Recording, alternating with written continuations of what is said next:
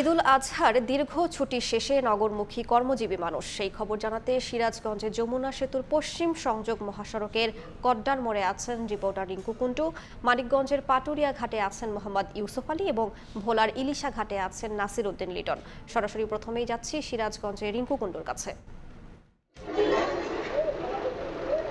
ঈদের ছুটি কাটিয়ে আবারও রাজধানীতে অর্থাৎ কর্মে ফিরছে মানুষ এবং আজকে রাজধানীমুখী যাত্রীর চাপ আমরা এই উত্তরবঙ্গ মহাসড়কে সবচেয়ে বেশি লক্ষ্য করছি, কারণ আমরা গত কয়েকদিন যেটি দেখেছি তার থেকে আজকে উত্তরবঙ্গের বিভিন্ন জেলা থেকে ছেড়ে আসা ঢাকাগামী যানবাহনের সংখ্যা কিন্তু অনেকটাই বেশি। বেলা যত বাড়ছে আমরা দেখছি যে যাত্রীর চাপ কিন্তু আরো বাড়ছে এবং সেই সাথে পরিবহন অর্থাৎ উত্তরবঙ্গের বিভিন্ন জেলা থেকে ছেড়ে আসা পরিবহনের সংখ্যা কিন্তু বাড়ছে। যাত্রীবাহী বাস ছাড়া আমরা যেটি দেখছি যে খোলা ট্রাক বা পিক আপে করে কিন্তু আসলে অনেকেই রাজধানীতে ফিরছে। যাত্রীরা যদি বলছে যে ছুটি যেহেতু শেষ, ঈদের ছুটি শেষ হয়ে আবারও কর্মে ফিরতে হবে, সেই জন্য তারা আসলে রাজধানীতে ফিরছে।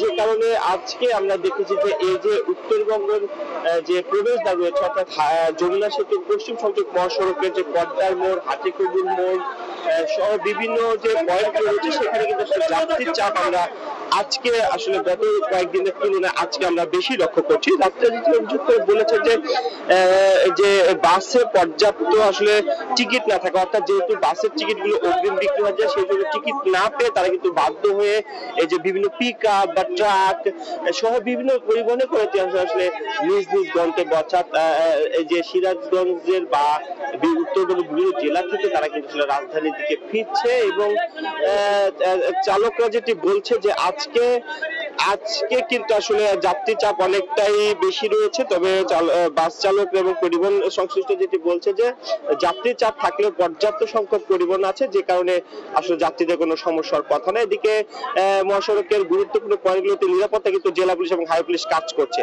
তো এই ছিল উত্তরবঙ্গ মহাসড়ক থেকে আমার কাছে ঈদ শেষে কর্মে ফেরা মানুষের সবশেষ খবর। আমরা চলে যাচ্ছি মানিকগঞ্জের পাটুরিয়া ঘাটের খবর জানতে। সেখানে রয়েছে আমাদের সহকর্মী ইউসুফ আলী। ধন্যবাদ রিঙ্কু। তো এই যে দীর্ঘ সময় প্রিয়জনদের সাথে ঈদের খুশি ভাগাভাগি শেষে মানুষ কিন্তু এখন কর্মমুখী হচ্ছেন এবং তারা কিন্তু কর্মে যাচ্ছেন। তো আমরা একটা লঞ্চ এবং ফেরিতে বেশ চাপ লক্ষ্য করছি। সকাল থেকে এটা আমরা দেখছি পাটুরিয়া, দৌলতদিয়া, ওয়ারিচা, কাজিরহাট, নরুট হয়ে একটা মানুষ কিন্তু ছুটছে কর্মস্থলে। তবে ঝুটকি ঝামেলাটা কিংবা ভোগান্তি না থাকায় স্বস্তি নিয়ে একটা কর্মস্থলে যাচ্ছে কর্মজীবী মানুষ। তবে বেলা বাড়ার সাথে সাথে কর্মমুখী যাত্রীর সংখ্যা বাড়ছে। যাত্রীর চোখে মুখে একটা আনন্দের ছোঁয়া রয়েছে। আমরা যাত্রীদের সাথে কথা বলেছি, যাত্রীরা বলছেন সামনে আর মাত্র একদিন ছুটি থাকায় ভিড়ভাট্টা এড়াতে আগে ভাগেই তারা কর্মস্থলে যাচ্ছে। যানজট বা ভোগান্তি না থাকায় এখন যাত্রা সুস্থি হচ্ছে। তবে বেলা বাড়ার সাথে সাথে তাপদাহ বৃদ্ধি পাচ্ছে।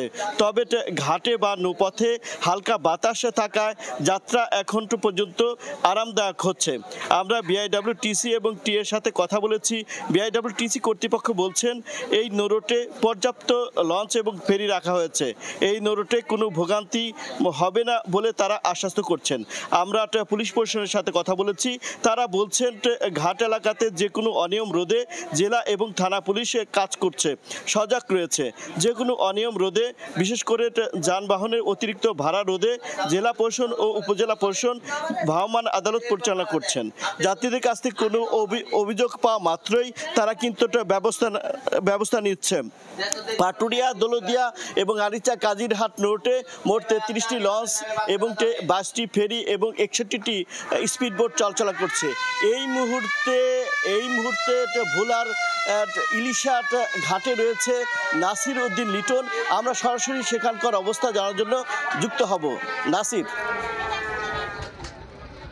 ঈদুল আজহার দীর্ঘ ছুটি শেষে এখন আসলে ভোলার যে যাত্রীরা রয়েছে, বিশেষ করে চট্টগ্রাম এবং ঢাকাগামী যে সমস্ত কর্মস্থলে ফেরা যাত্রীরা রয়েছে তাদের এই ইলিশা ঘাটে আমরা দেখতে পাচ্ছি যে উপচে পড়া ভিড়। আমি যেখানে রয়েছি ভোলার ইলিশা ঘাটের এই পন্টুন থেকে সকাল থেকে এ পর্যন্ত মধু চৌধুরীর ঘাটের উদ্দেশ্যে 5টি লঞ্চ এবং সি ট্রাক ছেড়ে গেছে। ভোলার থেকে ঢাকার উদ্দেশ্যে 3টি লঞ্চ স্বাভাবিকের চেয়ে অতিরিক্ত যাত্রী নিয়ে তারা আসলে গন্তব্যের উদ্দেশ্যে ছেড়ে গেছে। কিন্তু এই মুহূর্তে এই ঘাটে এই পন্টুনে কোনো লঞ্চ বা সি ট্রাক নাই, কিন্তু এখানে হাজার হাজার যাত্রীর উপস্থিতি আমরা লক্ষ্য করছি। আমরা দেখতে পাচ্ছি যে পন্টুনে প্রচন্ড গরম এবং রোদের মধ্যে নারী পুরুষ শিশু সহ অসংখ্য যাত্রীরা কিন্তু এখানে দাঁড়িয়ে আছে, অপেক্ষা করছেন নৌযানের জন্য। আমরা বিএডব্লিউটি এর সূত্রে যেটা জানতে পেরেছি, এখান থেকে মধু চৌধুরীর ঘাটে যে 5টি নির্ধারিত নৌযান ছিল, 5টি নৌযানই এখন চলে গেছে। আবার 10:30 11টার